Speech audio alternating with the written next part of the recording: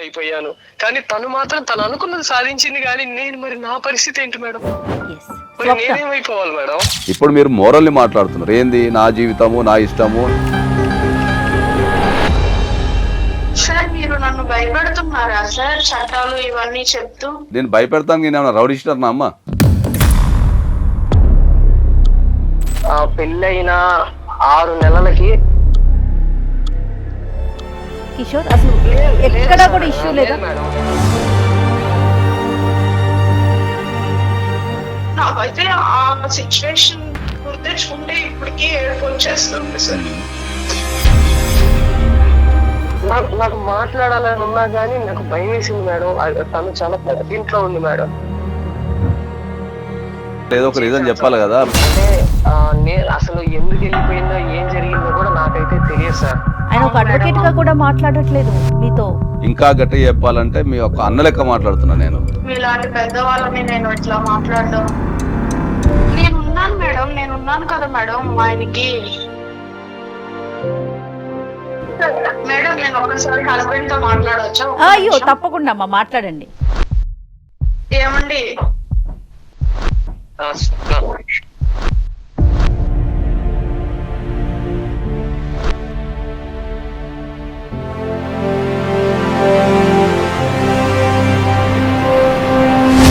Welcome to అందమైన ప్రయాణం. నమస్తే నాగేశ్వర్ గారు. నాగేశ్వర్ గారు, మనకి కిషోర్ అనే ఒక అతను వాట్సాప్ మెసేజ్ చేశాడండి. అది భార్యాభర్తల మధ్య ఇష్యూ. పూర్తిగా మెసేజ్ చదివాను. నిజంగా ఇలాంటి రీజన్స్ కూడా ఉన్నాయా, ఇలా కూడా ఆలోచిస్తున్నారా అని అనిపించింది. ఆ సమస్యను మీ ముందు పెట్టాలనిపించింది. మరి ఒకసారి కిషోర్తో మాట్లాడదామా? అతని సమస్య ఏంటో మీరే స్వయంగా విందురుగా. తప్పకుండా. హలో హలో, నమస్తే అమ్మా. కిషోరా మాట్లాడేది? అవునండి కిషోర్ అండి. నేను జయాని అందమైన ప్రయాణం ప్రోగ్రామ్ నుంచి కాల్ చేస్తున్నాను. నాతో పాటు అడ్వకేట్ పూజారి నాగేశ్వర్ గారు కూడా ఉన్నారు. మీరు నాకు వాట్సాప్లో మెసేజ్ పెట్టారు కదమ్మా? ఎస్, నమస్కారం మేడం. నమస్తే. ఒక్కసారి మీ సమస్య ఏంటో, మీరు ఎలాంటి ప్రాబ్లమ్ని ఫేస్ చేస్తున్నారో క్లియర్గా చెప్తే నాగేశ్వర్ గారు దానికి సంబంధించి మంచి సలహా ఇస్తారు. నమస్తే. నమస్తే కిషోర్. నా పేరు వచ్చేసి కిషోర్ సార్. నేను హైదరాబాద్ లో ఇక్కడ స్విగ్గీ డెలివరీ బాయ్ గా చేసుకుంటూ ఉంటాను సార్. Okay okay. నా వయసు వచ్చేసి ఇప్పుడైతే 30 సంవత్సరాలు సార్. ఓకే. నాకు నేను ఇంతకు ముందు నాకు 4 సంవత్సరాల క్రితం పెళ్ళయింది సార్. ఓకే. అప్పుడు పెళ్ళైన సమయంలో నేను మా ఊర్లో ఉండేవాడిని సార్. పొలం పనులు అలా చేసుకుంటూ ఉండేవాడిని సార్. ఓకే. అంటే పెళ్ళైన 6 నెలలకి మా ఆవిడ ఇటు వెళ్ళిపోయింది సార్. అంటే అసలు ఎందుకు వెళ్ళిపోయిందో ఏం జరిగిందో కూడా నాకైతే తెలియదు సార్. అంటే నాకు ఇక్కడ నా బాధ ఏంటంటే పెళ్లి కూడా ఇష్టంగానే చేసుకుంది సార్. నాతో కూడా బాగానే ఉంటుంది సార్. అంటే ఎవరితోనో లేచిపోయింది అంటున్నారు. మరి పెళ్లికి ముందు నుంచి ఏమన్నా తనకి ఇలా ఏదన్నా వేరే వాడితో సంబంధం ఉందా, లేకపోతే పెళ్లి తర్వాత ఏదన్నా సంబంధం ఉందా, ఎందువల్ల వెళ్ళిపోయింది, ఏంటి ఇవన్నీ నిజంగా సార్ వెళ్ళిపోయిన బాధ కంటే అసలు ఈ బాధ నేను తీసుకోలేకపోతున్నాను సార్. కొన్ని విషయాలు చెప్పండి కొంచెం క్లియర్ గా. అప్పుడు నాగేశ్వర్ గారు కూడా పూర్తిగా అర్థమవుతుంది. మీది ప్రేమ వివాహమా లేకపోతే పెద్దలు కుదిర్చిన వివాహమా? పెద్దలు కుదిర్చిన వివాహం మేడం. మీరు నిజమే చెప్తున్నారు. ఈ 6 నెలల్లో మీ ఇద్దరి మధ్య అసలు ఎలాంటి సమస్యలు రాలేదా కిషోర్? అసలు ఎక్కడా కూడా ఇష్యూ లేదా? తన మీద ఏమైనా కంప్లైంట్స్ ఉన్నాయా మీకు? నాకు చెప్పాలంటే తను చాలా బాగుంటుంది మేడం నాతో. అసలు ఎలాంటి కంప్లైంట్ లేదు? లేదు మేడం. మీ మీద తనకుందా? వెళ్ళిపోయిన అమ్మాయి గురించి నేను ఇంకా ఎలా అంత వీటికి అంత ఇబ్బంది పెట్టి మరి నేను తీసుకురాగలను మేడం. కిషోర్ అమ్మాయి ఏం చదువుకుందండి? మేడం డిగ్రీ అయిపోయింది మేడం పెళ్లి టయానికి అయితే. ఓకే.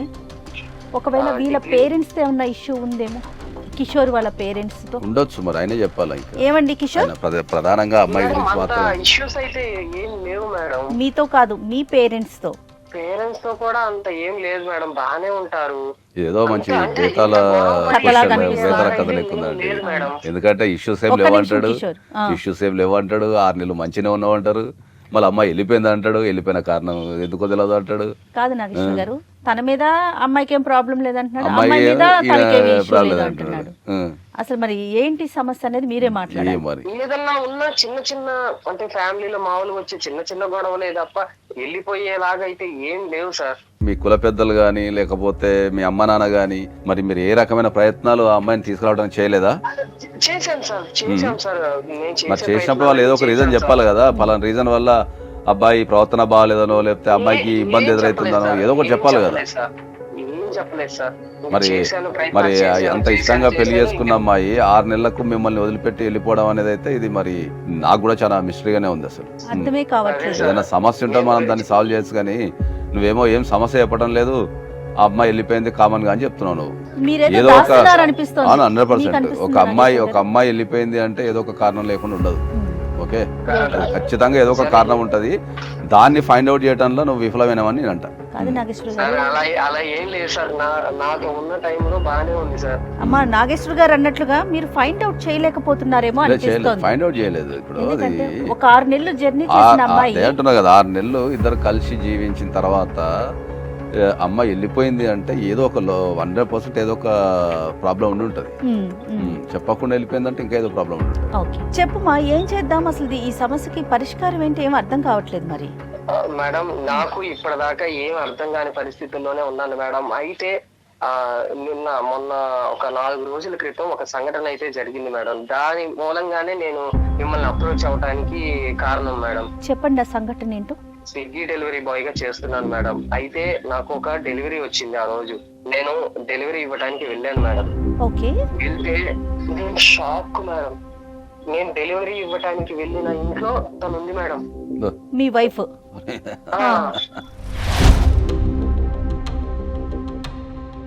నేను ఎంతకాలం నుంచో వెతికాను, నాకు ఎక్కడ కనపడలేదు, అసలు ఏం లేదు. అలాంటిది నాకు అక్కడ తనని చూడంగానే నాకు కళ్ళల్లో నీళ్ళు తిరిగి మేడం. నాకు అసలు ఏం చేయాలో అర్థం కాలేదు. తర్వాత ఏం జరిగింది? నాకు మాట్లాడాలని ఉన్నా గానీ నాకు భయం వేసింది మేడం. తను చాలా పెద్దింట్లో ఉంది మేడం. తనతో ఎవరున్నారు ఏంటో ఏం తెలియదు మేడం. సో మొత్తానికైతే అడ్రస్ అయితే కనిపెట్టినాడు. మళ్ళీ ఏం మాట్లాడితే ఏం చేస్తారు, ఎలా రియాక్ట్ అవుతారు, మళ్ళీ తనతో ఎవరున్నారు ఏంటో ఇవన్నీ నా వల్ల కాలేదు మేడం. నాకు అందుకే ఏం చేయాలో అర్థం కాక ముందు అక్కడి నుంచి వచ్చేసాను మేడం. కిషోర్ గారు, మీరు స్టార్టింగ్ నుంచి ఎంతసేపు సెకండ్ వేనే మాట్లాడుతున్నారండి. నాకైతే నిజంగా చాలా ఇబ్బందిగా అనిపిస్తుంది మీ మాటలు. ఎవరున్నారో ఏం జరిగిందో అది కాదు కదా, తనకు అనిపించింది ఏమైంది అనేది ఆలోచించట్లేదు ఎంతసేపు. తన రియాక్షన్ ఎలా ఉంది మిమ్మల్ని చూసాక?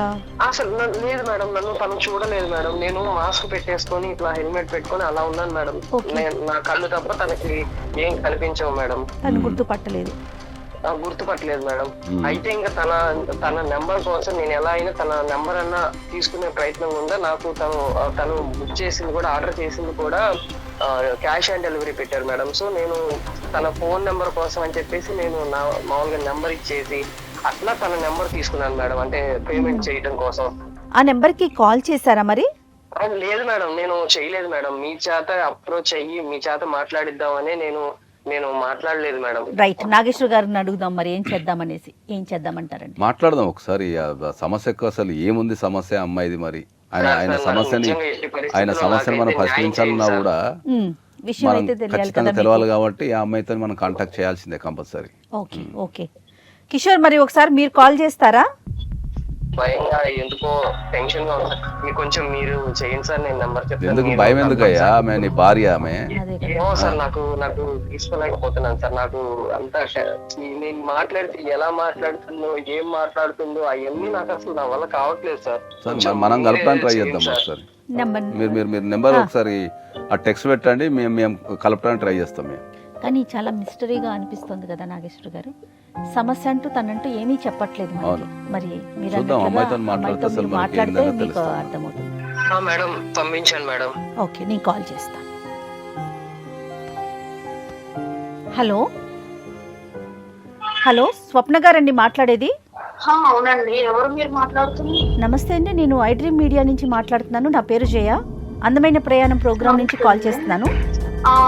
చెప్పండి మేడం, మీకు నా నెంబర్ ఎక్కడి నుంచి వచ్చిందండి? ఆయన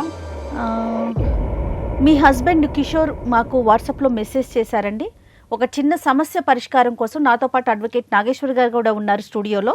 లేదు మేడం, నేను నా జీవితం ఏదో నేను బతుకుతున్నానండి, నా పేరెంట్స్ కి నా ఫ్యామిలీకి అందరికి దూరంగా. అయినా నేను ఈ నెంబర్ అసలు మీకు ఎలా దొరికిందో నాకు అర్థం కావట్లేదు. నా జీవితాన్ని ఇట్లా ఉండనియండి ప్లీజ్. మీ జీవితాన్ని మేమేదో నవ్వుల పాలు చేసేసి నలుగురికి చెప్తానికి కాదమ్మా, దాన్ని సరిదిద్ది సక్రమంగా ముందుకు వెళ్ళాలని ఒక ఆలోచనతోనే మేము ఈ కార్యక్రమం చేస్తామన్నాము. 6 months మీ హస్బెండ్తో కలిసి ఉన్నారు, తర్వాత మీరు ఇంట్లో నుంచి వెళ్ళిపోయారు. గత 3 సంవత్సరాలు మేడం నాకు వద్దు, ఏమీ వద్దు మేడం, ప్లీజ్ నన్ను ఇలా బతకనియండి ప్లీజ్. నాగేశ్వర్ గారు మాట్లాడుతున్నారు, ఒకసారి నువ్వు అసలు వినే ప్రయత్నం అన్నా చేయి తల్లి. నీ జీవితానికి సంబంధించే కదా మేము మాట్లాడుతున్నాము. అమ్మా నువ్వు ఎవరితో ఒకరితో కంపల్సరీ పంచుకోవాలమ్మా మీరు. ఫస్ట్ నాకు వద్దు మేడం, నేను నా జీవితంలో చాలా చూసేసాను మేడం, ప్లీజ్ వద్దు సార్, వద్దు, మీరు ఏమనుకోకండి. అమ్మా ఇప్పుడు కంపల్సరీ నీ జీవితాన్ని ఖచ్చితంగా మరింత అర్థవంతంగా చేయటానికే మేము ఇప్పుడు కాల్ చేస్తున్నాం అమ్మా. మీరు వినాలి కొద్దిగా, మీరు సమాజంలో ఉన్నారు. మీరు పెళ్లి చేసుకున్నారమ్మా. ఇప్పుడు 2 అంశాలు ఉంటాయి దీంట్లో, ఒకటి చట్టం ఉంటుంది, ఒకటి మోరల్ ఉంటుంది. ఇప్పుడు మీరు మోరల్ని మాట్లాడుతున్నారు. ఏంది నా జీవితము నా ఇష్టము, నేను కష్టాలు పడ్డా నా జీవితాన్ని నేను గడిపేస్తున్నా అని చెప్పి మీరు చెప్తున్నారు, అది మోరల్. కానీ చట్టపరంగా మీరు ఒక వ్యక్తికి మీరు భార్య, మీరు పెళ్లి చేసుకున్నారు, ఓకే, మీరు పెళ్లి చేసుకున్నారు. తర్వాత మీరు ఏది చేయాలన్నా కూడా, అంటే మీరు విడిపోవాలన్నా కలిసి ఉండాలన్నది చట్ట ప్రకారమే చేయాలా. మరి మీరు చట్టాన్ని తప్పించుకుని ఎడిగిపోతారమ్మా. మోరల్గా అంటే మా దగ్గర నుంచి తప్పించుకోబోతారు. ఇప్పుడు మీ హస్బెండ్కి ఇన్ని రోజులు అంటే సరే, ఇన్ని రోజులు అంటే మీ అడ్రస్ దొరకలేదు, మీ ఫోన్ నెంబర్ దొరకలేదు కాబట్టి మీ హస్బెండ్ ఉన్నాడు. ఇప్పుడు మీ ఫోన్ నెంబర్ దొరికింది, మీ అడ్రస్ దొరికింది. మీరు ఒక విషయాన్ని ఎప్పుడైనా కూడా మీరు నేర్చుకోవాల్సింది ఏంటంటే ప్రపంచంలో ఏ సమస్యకైనా 100% పరిష్కారం ఉంటుంది.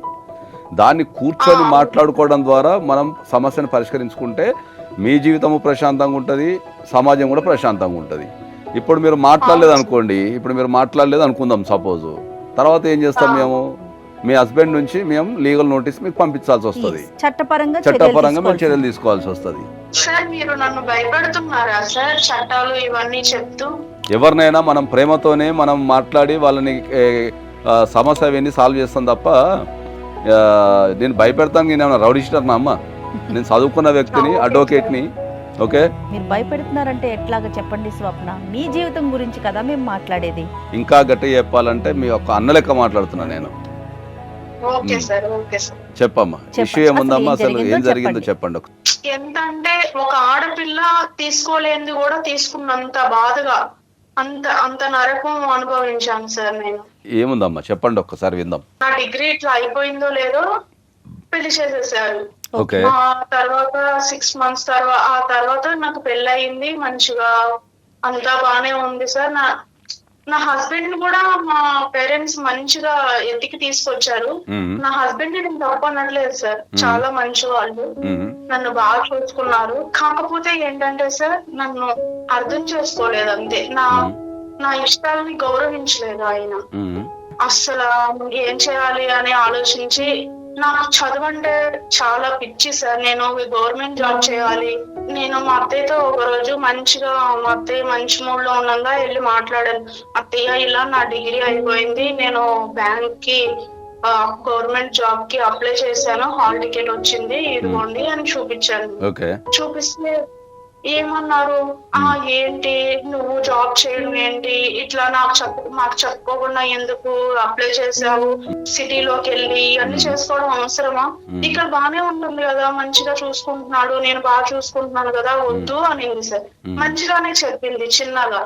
అయితే లేదత్తయ్య, నేను జాబ్ చేయాలని నా చిన్నప్పటి నుంచి నా డ్రీమ్ ఇది, నా గోల్స్ వేరే ఉండే, కానీ ఇట్లా అమ్మ నాన్న వాళ్ళ నేను పెళ్లి చేసుకోవాల్సి వచ్చింది. నేను ఎట్లాంటి తప్పు చేయను అత్తయ్య, నేను మంచిగా నిజాయితీగా చదువుకుంటాను, ఇట్లా జాబ్ చేస్తాను, ప్లీజ్ అత్తయ్య యాక్సెప్ట్ చేయండి, మీరే మీ కొడుకు చెప్పండి, ఎలాగోలా ఒప్పించండి అత్తయ్య అని మా అత్తయ్యని చాలా రిక్వెస్ట్ చేశాను సార్ నేను. రిక్వెస్ట్ చేస్తే మా అత్తయ్య ఇంకా ఈ అమ్మాయి వినేటట్లేదు అని నా డిగ్రీ సర్టిఫికేట్స్ తీసుకెళ్లి కాల్చడానికి ట్రై చేశారు సార్. అదంతా అది అసలు ఎట్లా ఉందా సార్, నాకైతే ఆ సిచ్యువేషన్ తెచ్చుకుంటే ఇప్పటికీ ఏడుపు వచ్చేస్తుంది సార్. ఇప్పుడు ఫైనల్ గా కష్టపడి చదివాను సార్ అవి డిగ్రీ. ఒక్కరు నా ఫ్యామిలీలో అంటే నా ఫ్యామిలీ మా పేరెంట్స్ అర్థం చేసుకోలేదు సార్. ఇది నా అత్తయ్య మా ఆయన కూడా అర్థం చేసుకోలేదు.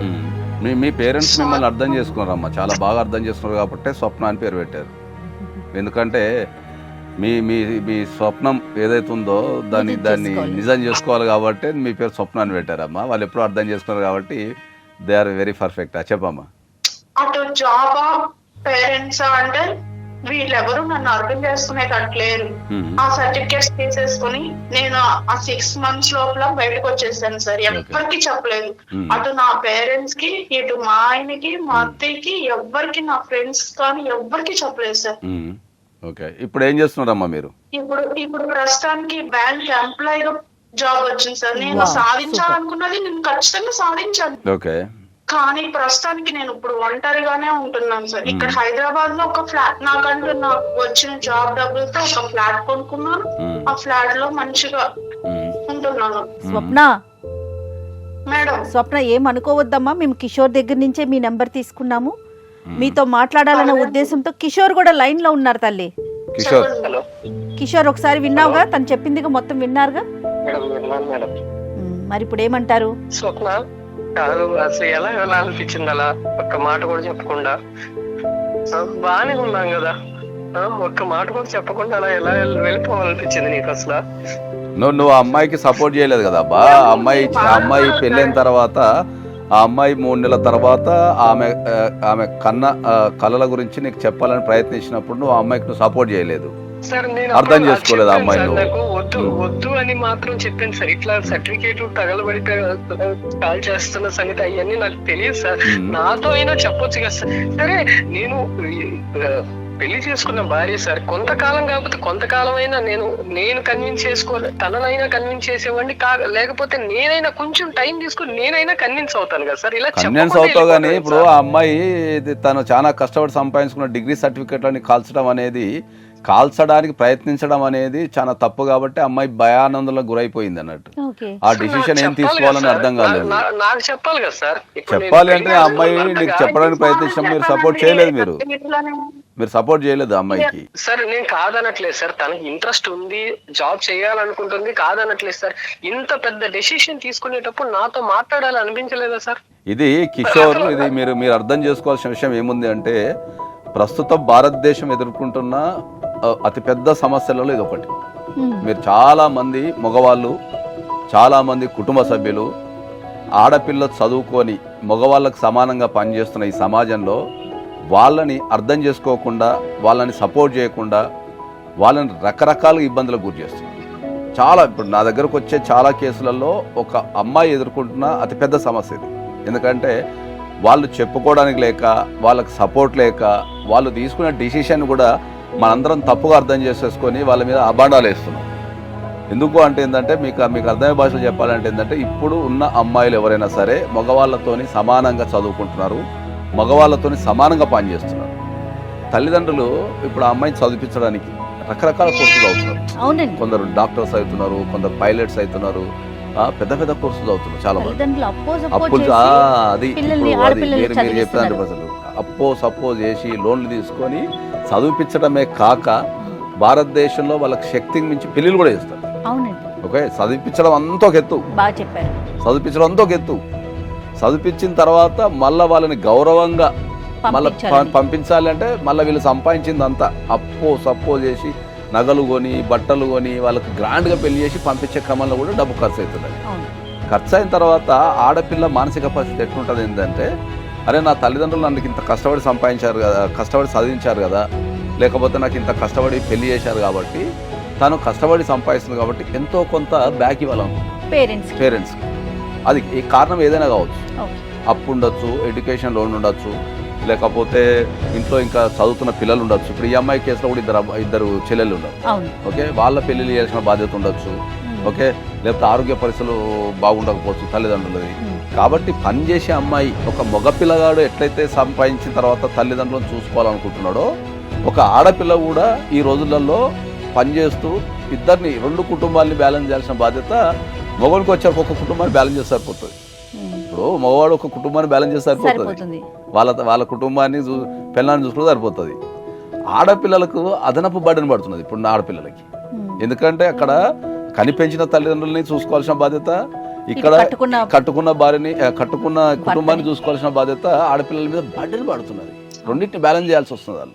నాగేశ్వర గారు, ఈ సందర్భంగా చెప్పండి, చట్టపరంగా ఏమన్నా దీనికి సంబంధించి సపోర్ట్ సిస్టమ్ ఉందా? అంటే ఇండియాలో లేదు. అదే ప్రాబ్లం. ఇండియా ఎదుర్కొంటున్న అతిపెద్ద ప్రాబ్లం ఏంటి అంటే, ఈ భారతదేశంలో ఆడపిల్లలకి ఓకే భర్త ఆస్తి మీద కానీ లేకపోతే అత్తామామల ఆస్తి మీద కానీ ఏ రకమైన హక్కులు లేవు. అది అతి పెద్ద లోపం ఇండియాలో. భార్యకి లేదు. ఓన్లీ బతకడానికి నాకు మెయింటెనెన్స్ ఇవ్వండి అని అడగడం తప్ప. ఇప్పుడు ఈమె సహకారం లేకుండానే ఆస్తులు పెరుగుతాయా? పెరగవు కదా, అవకాశమే లేదు. మరి అదే ఫారిన్ కంట్రీస్లో ఆస్తులో వాటా ఉంది, భర్త సంపాదించిన ఆస్తిలో వాటా ఉంది.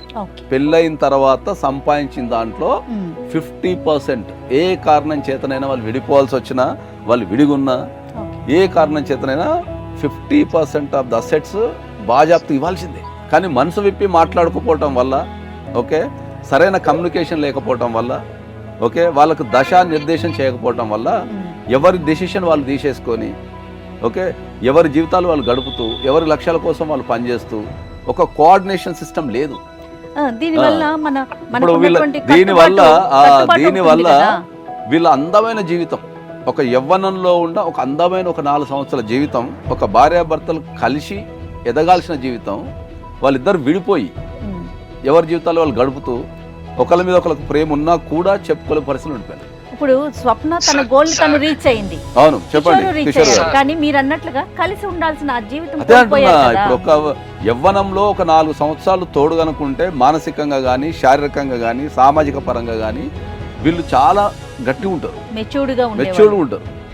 ఒక మెచ్యూరిటీ అనేది ఒక వ్యక్తితో గడపడం ద్వారానే వస్తుంది. చెప్పు మా కిషోర్, ఏదో చెప్తున్నారు, చెప్పండి మేడం. మీ నిజంగా సార్ చెప్పిన మాటలు చాలా నిజాలు ఉన్నాయి మేడం. ఇప్పుడు ప్రజెంట్ అలాగే ఉన్నారు జనాలందరూ కూడా. నేను దాంట్లో కూడా కాదనలేదు మేడం. కానీ నా లైఫ్ లో ఇప్పుడు పెళ్లి చేసుకున్నప్పుడు ఒకరి బాధ్యత ఒకరిలాగా మనం చూడాలి మేడం. కానీ తను మాత్రం తన అచీవ్ చేయాలనుకుని తను వెళ్ళిపోయింది మేడం. తన స్వార్థం చూసుకుని తను వెళ్ళిపోయింది, తను అచీవ్ చేసింది మేడం. కానీ నేను వాళ్ళ మాటలు వీళ్ళ మాటలు ఎన్ని అవమానాలు పడిపోయి అసలు నేను ఇంకా క్షీణించిపోయాను మేడం. నేనైతే చెప్పాలంటే అప్పుల పాలైపోయాను. కానీ తను మాత్రం తను అనుకున్నది సాధించింది. కానీ నేను మరి నా పరిస్థితి ఏంటి మేడం? మరి నేనేమైపోవాలి మేడం? స్వప్న, మీరు చెప్పండి. నేనున్నాను మేడం, నేనున్నాను కదా మేడం ఆయనకి. మరి 4 సంవత్సరాలు ఎటు వెళ్ళినామో మరి ఉన్నప్పుడు మీరు మరి హైదరాబాద్కి వచ్చిన తర్వాత మీరు సార్ నేను నేను వేరే ఉద్దేశంతో నేను బయటకు రాలేదు సార్. నేను వాళ్ళ అమ్మని మా ఆయన్ని విడదీయడం నాకు ఇష్టం లేక నేను అనుకుని నేను బయటకు వచ్చేసాను సార్. వాళ్ళిద్దరిని విడదీయడం ఇష్టం లేక మీరు విడిపోయారు. మీ 4 ఏళ్ల జీవితాన్ని వెనక్కి తెచ్చుకోండి చూద్దాం. ఎవరు తీసుకురాగలుగుతారు ఒక 4 సంవత్సరాల జీవితాన్ని? ఈ 4 సంవత్సరాలు నేనెంత నరకం అనుభవించాను సార్ ఒంటరిగా. అలాగే నా చుట్టూ ఉన్న మగవాళ్ళ నుండి నన్ను నేను కాపాడుకుంటూ నా బతుకు కోసం సేల్స్ గర్ల్ లాగా ఒక బట్టల షాప్ లో పనిచేస్తూ, మార్నింగ్ అంతా బట్టల షాప్ లో పనిచేసి ఈవినింగ్ ఇంటికి వెళ్ళి ఫుడ్ ఒక్కొక్క రోజు ఫుడ్ లేక మంచినీళ్ళతో కడుపు నించుకునేదాన్ని సార్. అసలు అది ఎంత బాధ సార్. నాకంటూ ఒకరు లేకపోతే ఎంత బాధ ఉంటుంది సార్. నన్ను పట్టించుకునేటోళ్ళు లేకపోతే. నాకు ఆ బట్టల షాప్ లో ఎంత వస్తాయి సార్? బట్టల షాప్ లో ఇప్పుడు ప్రస్తుతం పనిచేస్తే 10,000 12,000 అంతేగాని సార్. 10,000 12,000 కొంచెం ఉంచుకుని కొంచెం దాచి పెట్టుకుని అలాగా నేను బ్యాంక్ కోచింగ్ తీసుకున్నాను సార్. ఎంత కష్టపడి ఉన్నాను సార్. ఆ టైంలో నా హస్బెండ్ నన్ను అర్థం చేసుకుని ఉంటాం. అయితే అమ్మా నువ్వు చెప్పింది అర్థమైందమ్మా, నువ్వు చెప్పింది అర్థమైంది. కానీ దీన్ని బ్యాలెన్స్ చేయాల్సిన బాధ్యత కూడా మీ అందరిపైన ఉండాల్సి ఉండే. మీకు ఒక విషయాన్ని అయితే నేను చాలా స్పష్టంగా చెప్పదలుచుకునేది అంటే అమ్మా, భారతదేశంలో డైవర్స్ రేషియో పెరుగుతుంది. ఓకే, ఎందుకు పెరుగుతుంది? అసలు ఏం సమస్యలు ఉంటాయి భార్యాభర్తల మధ్యలో చెప్పండి. ముఖ్యంగా ఇదిగో అనుమానాలు, మిస్అండర్స్టాండింగ్, అనుమానాలు, ఫైనాన్షియల్ ఇష్యూస్ తప్ప ఏముండవు. ఈ మూడే ఏముండవు. నువ్వు మొత్తం వెతుకులాడినా కూడా మిస్కమ్యూనికేషన్, అండర్స్టాండింగ్, సపోర్ట్ సిస్టమ్ లేకపోవడము, ఓకే, ఒకరినొకరు అర్థం చేసుకోవటము, ఇల్లీగల్ రిలేషన్షిప్స్ ఉండటము, ఫైనాన్షియల్ ఇష్యూస్, ఇవే ఉంటాయి అన్ని. ఇవన్నీ కూర్చొని మాట్లాడుకొని పరిష్కరించదగ్గయే. ఓకే, మనం కోర్టుకి వెళ్తాము, కోర్టులో కూడా మీకు కౌన్సిలింగ్ సెషన్స్ ఉంటాయి, లేకపోతే కోర్టులో కూడా కలిసి ఉండటానికో విడిపోవడానికో చెప్తారు తప్ప కోర్టుకు వెళ్ళడం వల్ల కలిగే లాభం ఏముంటుంది? ఓకే, ఒక పర్సనల్ జీవితాన్ని నేనైతే బీయింగ్ ఏ అడ్వకేట్ కింద అయితే నేను మ్యాట్రిమోనల్ ఇష్యూస్లో ఎవరినైతే చాలా మందికి ప్రిఫర్ చేయను నేను కోర్టుకు వెళ్ళడానికి. సాధ్యమైనంత వరకు కూర్చొని, సాధ్యమైనంత వరకు కూర్చొని మాట్లాడి పరిష్కరించుకోండి అని చెప్తా నేను. నాకు ఇంకొక విషయం అర్థం కావట్లేదు నాగేశ్వర గారు, వీళ్ళిద్దరి విషయంలో ఇటు పేరెంట్స్ ఉన్నారు, అటు పేరెంట్స్ ఉన్నారు. వాళ్ళ దాకా తీసుకెళ్తే ఏం చేయాలి, ఎలా చేయాలి, ఏం చేయకూడదు, కనీసం వాళ్ళకు ఒక సలహా లభించేది కదా. ఎవరితో మాట్లాడకుండా ఎవరి డెసిషన్ వాళ్ళు తీసేసుకొని భయం, వీళ్ళకు చెప్తే వినరేమో. ఈ అమ్మాయి ప్రధానంగా ఈ అమ్మాయి భయానికి లోనైపోయింది అంతే. ఈమెకున్న ఏదైతే కళలు ఉన్నాయో వీళ్ళందరూ కలిసి నాశనం చేసేస్తారేమో. ఓకే, ఇప్పుడు తల్లిదండ్రుల సైడ్ చూసుకుంటేనేమో సామాజికమైన ప్రెజర్ ఏముంటది, 3 ఆడపిల్లలు ఉన్నారు, ఒక అమ్మాయిని పెళ్లి చేసి పంపించేసేయాలని వాళ్ళ దృక్పథం. అంతే. అత్తమామల సైడ్ చూసుకుంటేనేమో పెళ్ళైన ఆడపిల్ల పని చేయొద్దు, ఇంట్లో కూర్చోవాలనేది అత్తమామల దృక్పథము. ఓకే, మొగునికి చెప్పడానికి ట్రై చేసినప్పుడు అతను అర్థం చేసుకొని సపోర్ట్ చేసుకుండొచ్చు. వీళ్ళు ఎవ్వరు సపోర్ట్ లేదు కదా, వీళ్ళకి చెప్తే వింటారో వినరో, వీళ్ళతో ఎవరు ఫైట్ చేయాలా అని చెప్పేసి ఆమె పారిపోయింది అంతే. జీవితం నుంచి పారిపోయింది కదా. అదే నేర్పుతున్నా నేను. ఇప్పుడున్న సమాజంలో ఇంకా ఈ కథలో మనం నేర్చుకోవాల్సింది ఏంటంటే కనీసం పోరాడుతున్నారు. పోరాడుతున్నారు. స్వప్నకి అండ్ కిషోర్కి మీరు ఏం చెప్తారు? మీ సలహా ఏంటి? వాళ్ళిద్దరు సింకుల్నే ఉన్నారు, మిస్కమ్యూనికేషన్ అనేది లేదు అంతే. సింకుల్నే ఉన్నారు కదా. ఇప్పుడు ఎందుకు అనిపిస్తా లేదు? ఈ అమ్మాయి కూడా ఇప్పుడు ఇక కష్టపడి వచ్చి ఇప్పుడు జాబ్ చేసి ఇల్లు కొనుక్కొని మంచిగా సెట్ అయిపోయింది. ఈ అమ్మాయి కూడా ఎవరితో రిలేషన్షిప్ లో లేదు, భర్త కోసం వెయిట్ చేస్తున్నది. ఇక్కడ ఇంకో గొప్ప విషయం ఏంటంటే కిషోర్ గొప్పతనం ఏంటంటే భార్య చెప్పకుండా వెళ్ళిపోయినా కూడా బాధపడుతూ భార్య కోసం ఎదురు చూస్తూ ఉన్నాడు తప్ప జీవితంలో డైవర్స్ తీసుకోవాలా, ముందుకెళ్లాలా, లేకపోతే ఇంకోటి అని చెప్పి ఆలోచించాలి. ఇద్దరు విషయం సంతోషించదగ్గ కానీ వీళ్ళకి వచ్చిన సమస్యని పరిష్కరించడానికి మెకానిజం లేకపోయింది. అర్థమైందా? ఇప్పుడు ఇదే విషయము, ఇదే స్వప్న ఈ డిసిషన్ తీసుకునే ముందు, ఇంట్లో నుంచి పారిపోవాలనే ఒక డిసిషన్ తీసుకునే ముందు గనక మనలాంటి వాళ్ళకి కాల్ చేసి ఉంటే, ఓకే, మనలాంటి వాళ్ళకి కాల్ చేసి ఉంటే వాళ్ళ తల్లిదండ్రులను కూర్చోబెట్టుకొని కౌన్సిలింగ్ ఇచ్చేటోళ్ళం, అత్తామామని కూర్చోబెట్టుకొని కౌన్సిలింగ్ ఇచ్చేటోళ్ళం, కిషోర్ భార్య భర్తలను కూర్చోబెట్టుకొని కౌన్సిలింగ్ ఇచ్చి ఈ అందమైన జీవితాన్ని వాళ్ళని మరింత అందంగా చేసేటోళ్ళం. మరి స్వప్న అండ్ కిషోర్ ఏం చేయమని అమ్మా విన్నారా? కిషోర్ వింటున్నారా? మరి ఇప్పటికైనా స్వప్న గారు మీ హస్బెండ్ ని మీరు కలిసి జీవించే అవకాశం ఉందా? మా హస్బెండ్ ఇంత బాధపడ్డారు కదా మేడం, ఇంత కష్టపడ్డారు కదా. మా హస్బెండ్ దగ్గరికి నేను వెళ్ళిపోవడానికి కూడా ఇప్పటికిప్పుడు సిద్ధమే మేడం. నాకు ఉన్న జాబ్ ఇవన్నీ వదిలేసి నేను హ్యాపీగా ఆయనతో బ్రతకడానికి సిద్ధమే మేడం. అమ్మా ఇప్పుడు నువ్వు ఎట్లుందంటే ఇది కథ మొత్తం అని అయిపోయిన తర్వాత ఏ జాబ్ కోసం అయితే నువ్వు వచ్చి పోరాడవు, మళ్ళీ అదే జాబ్ వదిలిపెట్టి వాళ్ళ హస్బెండ్ దగ్గర పోతాను. మరి ఇదంతా స్టోరీ ఎందుకమ్మా? ఆల్రెడీ అక్కడే ఉంటే అయిపోయేదానికి. ఇప్పుడు ఇన్ని రోజులకి నీకు నీ ఉద్యోగం కూడా వద్దని ఎట్లా అంటున్నావు తల్లి? అట్లా కాదమ్మా. మీ హస్బెండ్ మీరు నాకు తెలిసి మీరిద్దరు హైదరాబాద్ లో ఉన్నట్టున్నారు. ఒకసారి మీరిద్దరు వచ్చి ఒకసారి ఆఫీస్ లో కలవండి.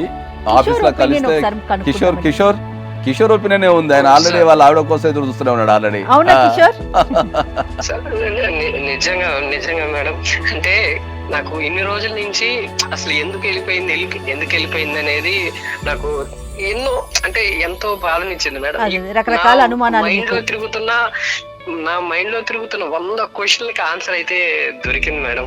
నాకు ఎందుకంటే నాకు నిజంగా చాలా నిజం చెప్పాలని చాలా హ్యాపీగా ఉంది మేడం. నాకు నేను అనుకోలేదు మేడం. అంటే నాకు మేబీ ముందే మాట్లాడుకుంటే వేరేలాగా ఉండేదేమో, కానీ ఇక్కడ దాకా వచ్చి నాకు నిజంగా చాలా రిలీఫ్ గా ఉంది మేడం. నాకు ఇప్పటి వరకు కూడా ఎంతో మంది ఎన్ని మాటలు పడ్డా అన్నా గానీ, హెల్త్ ప్రాబ్లమ్స్ వచ్చి అన్ని అప్పులు అయ్యి అంత ఇబ్బందులు పడుతున్నా గానీ నాకు అసలు ఎందుకు వెళ్ళిపోయింది అనే ఆ క్వశ్చన్ నిద్ర కూడా పట్టేది కాదు మేడం. అసలు అలాంటిది ఇప్పుడు నాకు నిజంగా చాలా, అంటే పాపం తను కూడా ఒంటరిగా ఎంత ఇబ్బంది పడుతుంది. కంపల్సరీ జయ గారికి ప్రత్యేకమైన మీ ఇద్దరు జీవితాంతం జయ గారికి మీరు రుణపడి ఉండాలి. ఎందుకు అంటే ఏంటంటే సమాజంలో మంచిని పెంపొందించాలి, కుటుంబాలన్నీ మంచి వాతావరణంలో పెరగాలి, పిల్లలు మంచి వాతావరణంలో పెరగాలని జయ గారి ప్రోగ్రామ్ని డిజైన్ చేయడం జరిగింది. ఇలాంటి ఎక్స్పర్ట్స్ ఉండబట్టే కదండి. చెప్పమ్మా. ఇప్పుడు నేను ఏమనుకుంటున్నానంటే మేడం, మా హస్బెండ్ ఒప్పుకుంటే మేమిద్దరం కలిసి మంచిగా మా అప్పులు తీర్చుకుంటాం మేడం. అందరినీ ఒప్పించుకుని మా లైఫ్ మళ్ళీ మంచిగా లైఫ్ రీచ్ చేద్దాం అని అనుకుంటున్నాను మేడం నా సైడ్ నుంచి. కిషోర్ తప్పకుండా అమ్మా, తప్పకుండా. మంచి ఆలోచన. ఒక్క విషయం ఏంటంటే ఫస్ట్ మీరిద్దరు కలిసి మాట్లాడుకోండి, మీరిద్దరు కలిసి ఒక అవగాహనకు రండి. వచ్చిన తర్వాత ఇద్దరు కలిసి మీ పేరెంట్స్ ఇద్దరితోనే మాట్లాడుకొని ఒక అందమైన జీవితాన్ని గడపండి.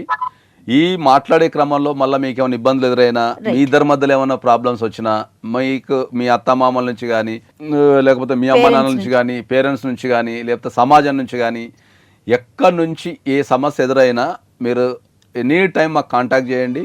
మీకు హెల్ప్ చేసి మీ జీవితం సాఫీగా సాగటానికి ఇక్కడ మేము రెడీగా ఉన్నాము. వాళ్ళకైనా కౌన్సిలింగ్ ఇస్తాము, మీకైనా కౌన్సిలింగ్ ఇస్తాము. ఇద్దరు మంచిగా ఉండండి. ఇద్దరు మీ మాటలు అంటే మీరు చాలా సెంటిమెంట్ ఉన్నారు, మీ మాటలు అవన్నీ చూస్తుంటే ఇద్దరు సెంటిమెంట్ ఉన్నారు బాగా. ఓకే మేడం, నేను ఒకసారి హస్బెండ్ తో మాట్లాడవచ్చా? అయ్యో తప్పకుండా అమ్మా, మాట్లాడండి. ఏమండి నన్ను క్షమించండి. నేను మిమ్మల్ని ఇబ్బంది పెట్టడానికో బాధ పెట్టడానికో నేను ఇలా రాలేదు. నేను కూడా నా సైడ్ నుంచి కూడా నేను సారీ చెప్తున్నాను. నేను కూడా ఆ టైంలో సరిగ్గా అర్థం చేసుకొని ఉండాల్సింది, నేను ఆ టైంలో అర్థం చేసుకోలేకపోయాను. నన్ను కూడా క్షమించు. నువ్వు మంచిగా ఉందాం మనం. ఒక అందమైన ప్రయాణాన్ని కొత్తగా స్టార్ట్ చేయండి. ఓకే సార్ మేడం, మీకు కూడా ఇద్దరికి నిజంగా చాలా థ్యాంక్ యూ. అసలు మీరు లేకపోయింటే ఈ కన్ఫ్యూజన్స్ అన్ని ఇలాగే ఉండిపోయి మేమిద్దరం దూరంగానే ఉండిపోయే వాళ్ళమేమో. మీ వల్లే మేము కలిసాం. తప్పకుండా మంచిగా ఉండండి, ఆనందమైన జీవితాన్ని గడపండి. ఏ రకమైన ఇబ్బంది అయినా కాల్ చేయండి. ఓకేనమ్మా? థ్యాంక్ యూ అమ్మా. Thank you Kishore. Right right అమ్మా. థ్యాంక్ యూ సో మచ్ అండి. Thanks a lot. ఇంకొక ఇష్యూతో మళ్ళీ కలుద్దాం. నమస్తే.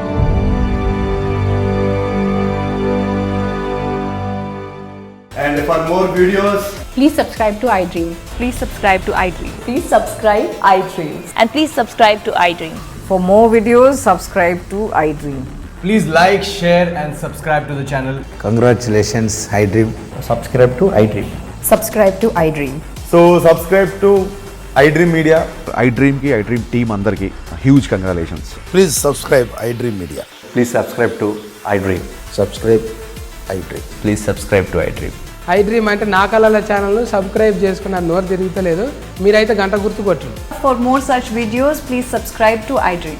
Subscribe to iDream. Please subscribe to iDream. Please subscribe iDream Media. Please do subscribe to iDream. Please subscribe to iDream Media. For best entertainment and information, please subscribe iDream. And don't forget to subscribe to iDream.